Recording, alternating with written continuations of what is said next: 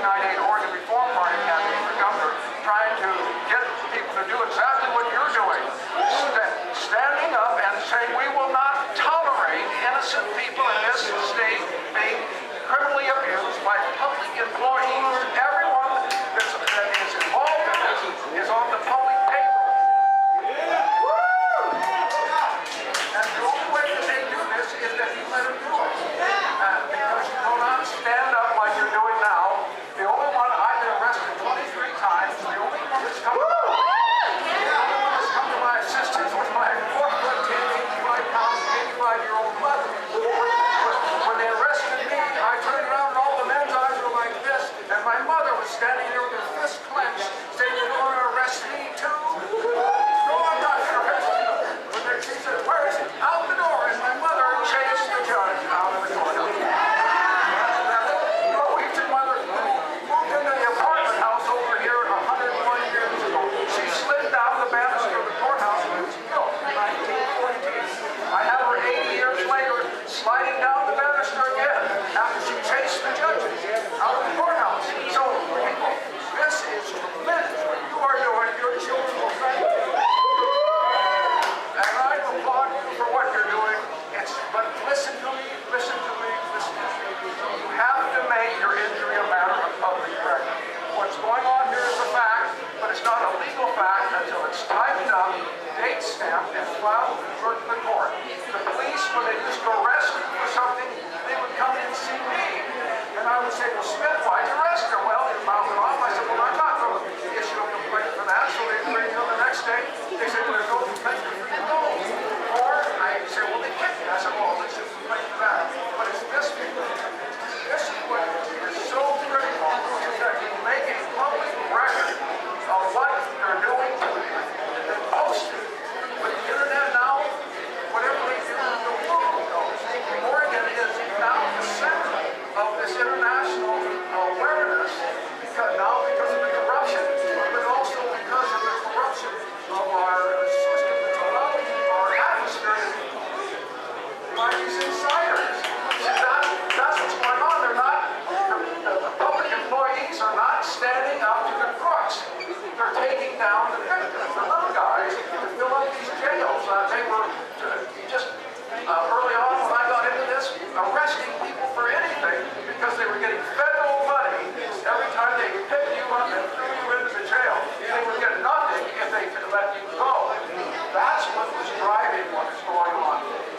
And if that's our legacy, if that's the legacy that we are leaving for our children, I say we should do when you make your funeral arrangements. There's nothing worse than leaving a mountain dead, a filthy environment, and a police state as a legacy for our children, for our young ones. So I'm available to anyone that is being abused by the system, helping you draft the right documents. That's the key. And then when you go out, that's strong. When you walk into that courthouse right now, you'll catch the judges peeking out the chamber doors, running on the elevators, because they can't stand to be confronted about what they're doing. We are the government. There's a Pacific Patriot Network. BJ was on the ground the whole time over in the house, so trying to help keep the peace over there. BJ, are you close by here? BJ?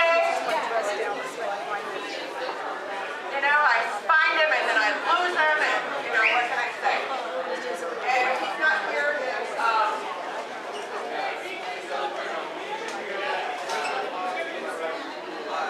Just hang with us, folks. Has a lot of other Patriot groups listed. I had a handout. Unfortunately, I've got the house locked up.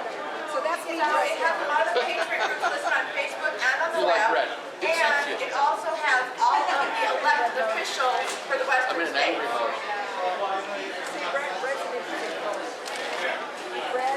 We have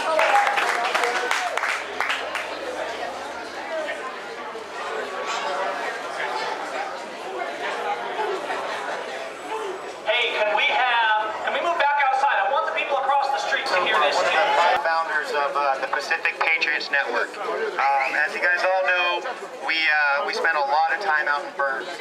And what I wanted to talk to you today is about how we can continue to resolve these issues, okay?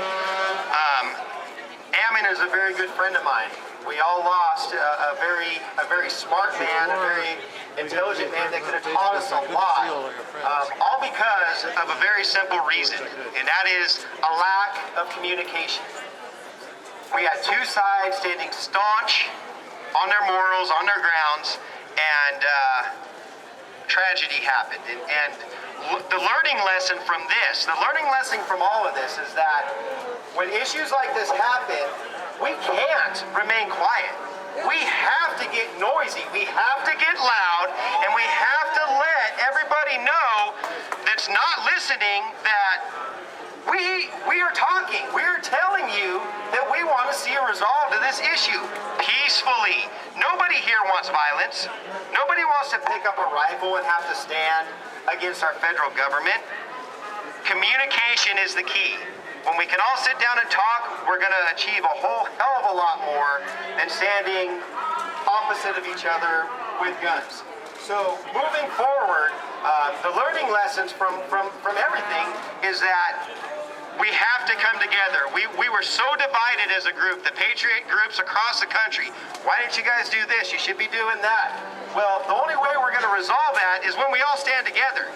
We have to come together and have one united voice. That message comes from all angles. It comes from phone calls. It comes from voicemails. It comes from emails. It comes from letters. And it comes from standing just like every one of us is doing today. We're standing here together, united, posing one message in support for our friends, my friends, the people that defended our rights in that building over there right now.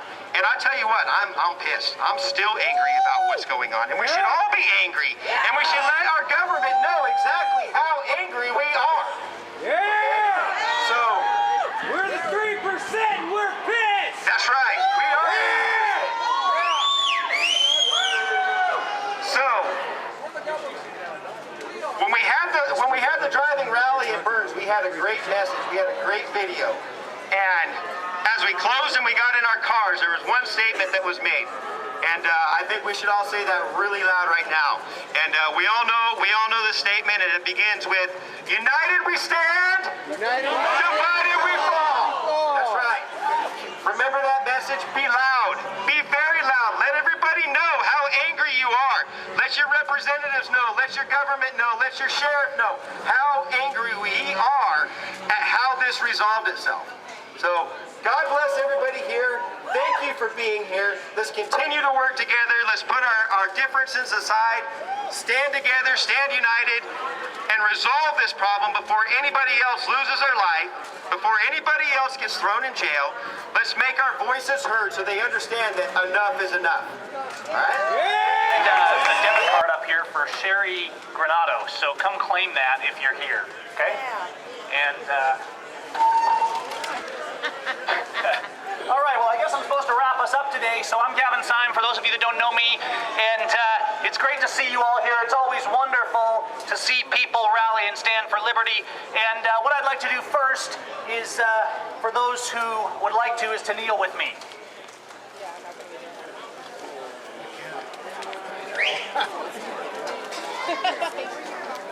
Father, I want to first pray for those across the road from us. I want to ask that you open our hearts, that we can unite in liberty, and that we can love our neighbor as ourselves, and that we can stand by for justice for all, rather than always fighting and opposing one another. I want to pray for our nation, God, that you would open our hearts and remove the blindness and grant us repentance so that we can stand with liberty. We can stand for the liberty that Lavoie and Ammon and the patriots across this nation since it was founded have stood for. We're flawed, and we've failed in so many ways, and we've failed to defend the weak and the fatherless and the widow. But we ask that you give us strength and courage and open our eyes from blindness so that we can stand for liberty. Amen. Amen. Now, before I continue, I'm going to be pretty brief here, but I want to have my brother Nathan come up too. And you've seen probably Nathan on a video or two, but he's been doing a lot of work in the background on this, trying to help keep the narrative going. And I just want to have him make a brief statement on today's topic, and then I will wrap us up and we will move on to Salem. My name is Nathan Seim, And I wanted to talk to you all about, do you remember the last video that Lavoie put out the day before he died? Yes. He was talking to the Burns Paiute. And I want to talk to everybody, not just the Patriot movement, the natives from the Haudenosaunee to the Kumeyaay in California all the way across the country, to the Black Lives Matter movement, to the Middle Eastern people, the Arabs, the Jews, I don't care, everyone. It's all the same cause. We all have legitimate grievances here. You know, we're not separate, we're not divided. They're abusing, the black community the same as they're abusing the Patriots. They're abusing the Indians and stealing their land exactly the same. There's a man in Nevada, just north of Bundy's are stealing Indian land. What are you talking about There's a man in Nevada just north of Cliven who they took his cattle. Native American land. They took his cattle and nobody stood up for him. They came and stood up for Cliven. We have to unite and be together as one, not just the Patriot movement, but all the movements.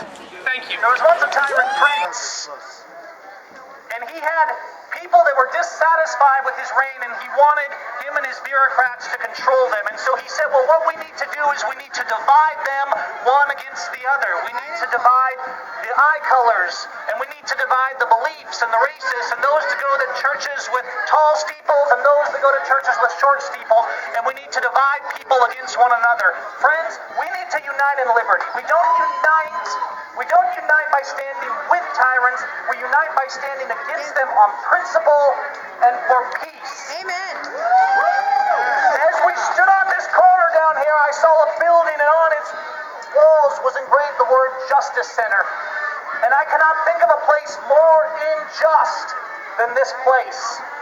We scrap and we fight and we worry about terrorists and ISIS funded by our own government, and we worry about the people coming down our streets. Well, if ISIS comes down our street, nobody's going to fault me for defending myself.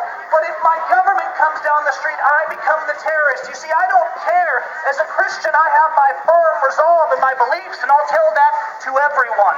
Exactly. But if someone is of another faith, or if they're Muslim, or even if I completely disagree with them, as long as they're not violating the rights of another, I will be defending their rights as well. I don't hate my neighbor.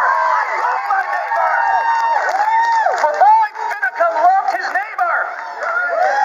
Lavoie Finicum loved these protesters across the street. And here's the thing that people don't realize. These people across the street, friends, we're on the same side. We both want our government to give us our land. We want our government to stop abusing our wives and our children and our fathers. We want liberty for our posterity.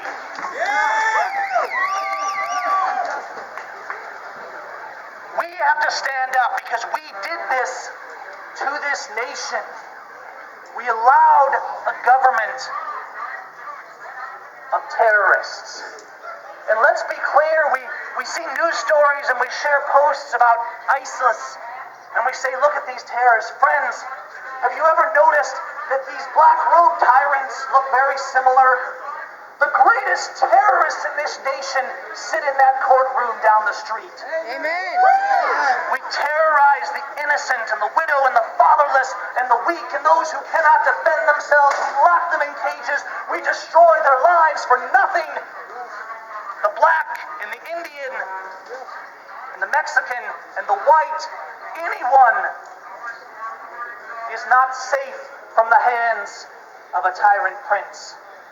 We need to stop pointing the fingers at our neighbors, and we need to start pointing the fingers at ourselves for allowing this evil. But at the same time, we need to remember that our words have power. Yes. We need to stop compromising our words.